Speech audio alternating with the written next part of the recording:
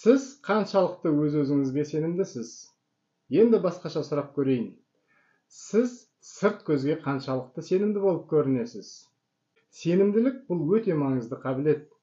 Zerttövler boyunca жұмыста өзіне senimli bo'lib ko'rinетін адам biliktirek bo'lib qabullanadi ekan. Олар жұмыста жоғарылау немесе басшылық орындарға біреуді қарастыру барысында ең бірінші кезекте назарға алынады екен. Және көп жағдайда тағайындалып жатады. Менің сізден сырт көзге қаншалықты сенімді болып көрінесіз деп сұрағанымның себебі де сол. Мәселе сіздің өз-өзіңізді қаншалықты сенімді сезінетініңізде ғана емес. Сонымен қатар, сіздің сыртқы келбетіңіз бен басқаларға қаншалықты сенімді көрінетініңізде. Достар, мен бұл видеода сіздермен өзіңізді қалай сенімді сезінсеңіз, сырт көзге де дәл солай сенімді болып көрінуге көмектесетін дәлелденген және оңай 5 әдіспен бөліскім келіп отыр. Бұл сізге басқалардың алдында өзіңізді сенімді етіп көрсетуге көмектеседі. Сонымен қатар, сіз өз-өзіңізді қазіргіден де сенімдірек сезінетін боласыз. Сәлем достар, менің есімім Нұржан, және мен сізге шектеулі сеніміңізді жеңіп, керемет өмір сүруге лайық екеніңізге сенімді түрде көз жеткізуіңізге көмектесемін. Кейбір адамдар сізге туа бітті сенімдісіз, немесе сенімділік мүлдем жоқ деп айтады, бірақ бұл дұрыс емес. Сенімділік үйренуге болатын қабілет, және теңдеудің бір басында сіздің өз-өзіңізді қаншалықты сенімді сезінетініңіз тұр. Зерттеулер бойынша өзіне деген сенімділік адамның бойындағы өнімділікті жақсартады. Сонымен қатар, жоғары лауазымға тағайындалу үшін қажетті тәуекелге баруға ынталандырады. Өзіне сенімді адамдар жұмыс істеу қабілеті мықты және жоғары лауазымға тағайындалуға дәл өздеріндей лайықты адамдардың алдын орап кетуге бейім келеді.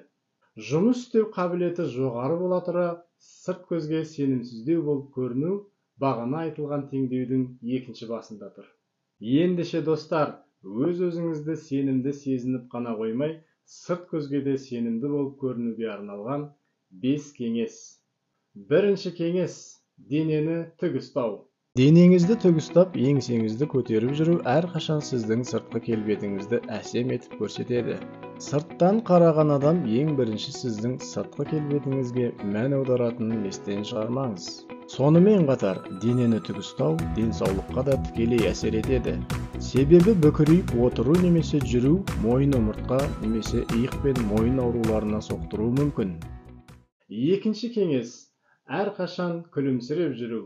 Зерттеулер бойынша күлімсіреп жүру біздің көңіл күйімізге тікелей әсер етеді екен. Өйткені адам күлімсірегенде беттегі бұлшықеттер жұмыс істеп, миға позитивті сигнал барып, бақыт гормондары бөлінеді екен. Осылайша біздің көңіл күйіміз көтеріңкі жүреді. Сонымен қатар, күлімсірей сөйлеген адамды тыңдау басқаларға жағымды әсер етіп, ол адамның даусынан сенімділік байқалады екен. Үшінші кеңес – асықпай, мәнерлеп сөйлеу. Жылдам және асығып сөйлеген адам бейне бір қысым көріп сөйлеп жатқандай секілді көрінеді.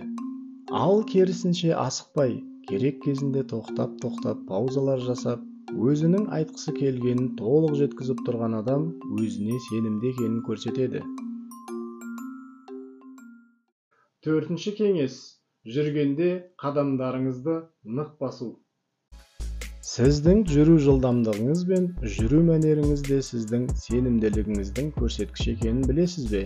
1995 жылы этология және социобиология журналының зерттеулері бойынша адамның орташа жүру жылдамдығынан сәл жылдамырақ жүру адамның өзіне сенімділігін білдіріп, сонымен қатар адамның белгілі бір мақсатпен жүріп бара жатқанын да білдіреді екен. Және 5-ші кеңес – сөйлесіп тұрған адамыңыздың көзіне тік қарау. Сөйлесіп тұрған адамыңыздың көзіне тік қарау қарапайым бірақ маңызды іс-әрекет. Ол сіз бен сіздің әңгімелесушіңіздің араңыздағы қатынасты күшейтеді. Көзге тік қарау арқылы сіз тартымды, мұқият және сенімді екеніңізді көрсетесіз. Сондықтан жиналыста отырғанда, әріптестеріңізбен немесе басшылармен сөйлескенде көздеріне тік қарап, жақсы қарым-қатынастар орнатыңыз.